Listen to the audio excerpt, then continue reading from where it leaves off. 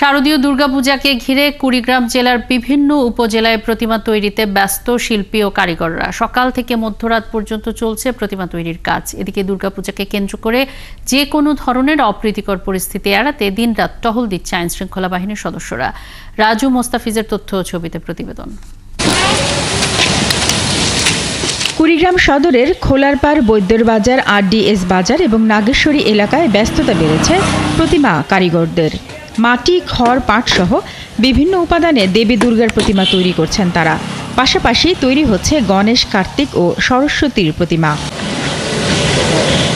কারিগররা বলছেন এবার প্রতিমা তৈরির উপকরণের দাম বেশ চড়া, কিন্তু খরচ অনুযায়ী দাম পাচ্ছেন না। তারপরেও পৈতৃক পেশা ছাড়তে না পেরে কাজ করে যাচ্ছেন। গতবার মনে করো 32 থেকে 33টা প্রতিমা তৈরি করছি, এবার মাত্র 16টা প্রতিমার কাজে ধরি নাই যে হবে কিনা, হিন্দুদের যা পরিস্থিতি কিভাবে পুজো করবে। প্রথমে আমরা ভয়ে ভয়ে ছিলাম যে পূজা হবে কি হবে না, তাই আমরা বেশি কাজ করিনি। কিন্তু এখন দেখা যাচ্ছে যে আগের তুলনায় অনেক প্রতিমার চাহিদা অনেক, তাই আমরা ব্যস্ততা জীবন কাটাচ্ছি। দেশের চলমান পরিস্থিতি নিয়ে কিছুটা শঙ্কায় ছিলেন পূজার আয়োজকরা। তবে পরিস্থিতি স্বাভাবিক হয়ে যাওয়ায় পুরোদমে পূজার সব আয়োজন চলছে জানিয়েছেন সংশ্লিষ্টরা। আমাদের নিজস্ব নিরাপত্তা দিয়ে এবং স্বেচ্ছাসেবক দিয়ে এবং পাশাপাশি প্রশাসনের উদ্যোগে যে নিরাপত্তা ব্যবস্থা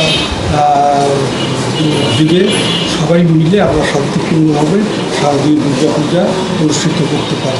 এদিকে পূজাকে ঘিরে প্রশাসন ও আইন শৃঙ্খলা বাহিনীও তাদের সব প্রস্তুতি শেষ করেছে। প্রতিমা তৈরির কারখানা থেকে শুরু করে পূজা মণ্ডপগুলোতে বিশেষ নজরদারি রাখা হচ্ছে বলে জানিয়েছেন অতিরিক্ত পুলিশ সুপার। স্বাভাবিকভাবে আমাদের এখানে আইন শৃঙ্খলা ভালো আছে এবং পাশাপাশি পুলিশি টহল অব্যাহত আছে। কুড়িগ্রামে এবার 549টি মণ্ডপে পূজার আয়োজন করা হচ্ছে। শারমিন স্বপ্না, ৭১।